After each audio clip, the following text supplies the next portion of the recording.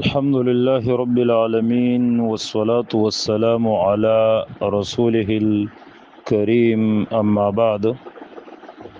د صحیح نماز نبوي صلی الله علیه وسلم طریقه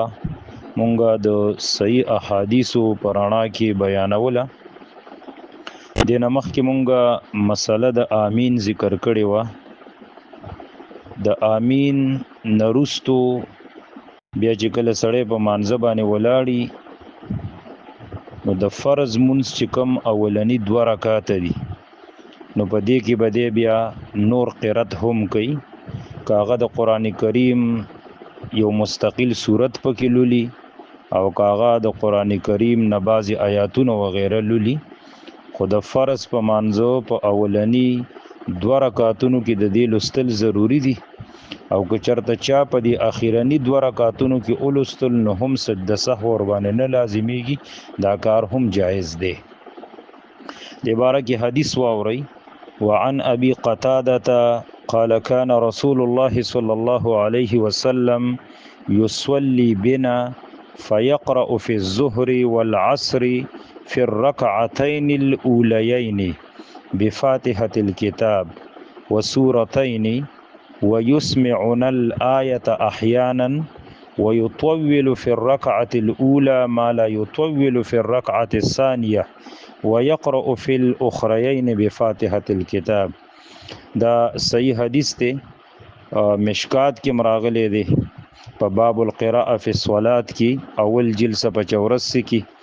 او صحیح مسلم کې دی حدیث نمبر دی 451 کې او امام بخاری رحم الله راوړی دی حدیث نمبر دی 759 او ابو داود کې دی حدیث نمبر دی 798 ابن ماجه وغیرہ کې هم شته دی.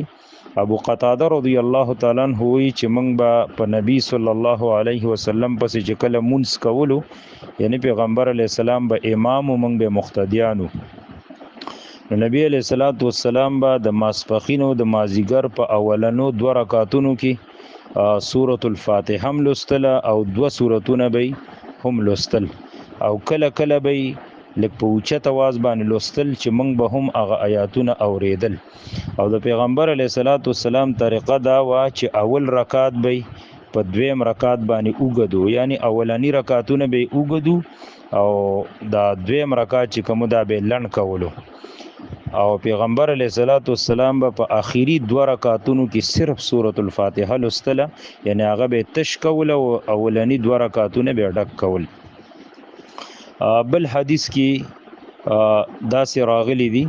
وعن ابي سعيد الخدري رضي الله تعالى عنه قال كنا نحرز قيام رسول الله صلى الله عليه وسلم في الظهر والعصر فحذرنا قيامه في الركعتين الأوليين من الظهر قدر ألف لام ميم تنزيل السجدة، وفي رواية في كل ركعة قدر 30 آية، وفي الأخريين قدر النصف من ذلك، وفي الأوليين من العصر على قدر الأخريين من الظهر والأخريين على النصف من ذلك. دا صحیح مسلم حدیث ته حدیث نمبر دی 452 او ابو داود کې دی حدیث نمبر دی 404 او سنن نسائی راوړی دی حدیث نمبر دی 337. ابو سعید خدری رضی الله تعالی عنہ چې موږ به د نبی علیہ الصلوۃ والسلام د قرات اندازه لګوله، چې پیغمبر علیہ الصلوۃ والسلام په دې مانځ کې چې قرات کوي نو څومره کوي، نو وی د ماسپخین او د مازیګر په اولانو 2 رکعاتونو کې به نبی علیہ الصلوۃ والسلام تقریبا دومره تلاوت کولو لکه سورۃ الف لام میم سجده چې دا چې په دې کې 13 آیاتونه دي او کم چې رستنی 2 رکعاتونه نو په هغه کې به د دې په نیمه باندې قرات کولو، یعنی هغه کې به 15 آیاتونو مقدار به په هغه کې پیغمبر علیه الصلاۃ والسلام ولاړو. نو ګوره دینه دا معلومه شو چې نبی علیه الصلاۃ والسلام د 10 رکعاتونه هم کله کله ډک کړي دي. نو دیو جنا که یو سړی چرته په 3 یا 4 رکعات کې تلاوت وغیرہ وکړو د سورۃ الفاتحه نه علاوه 10 رکعات ډکو کو نو په دې سورۃ الفاتحه ناراضي سجده سهو په ناراضي ځکه دا د الله د نبی نه ثابت دي او دا قرنګ د ابوبکر صدیق رضی الله تعالی عنہ هم ثابت دي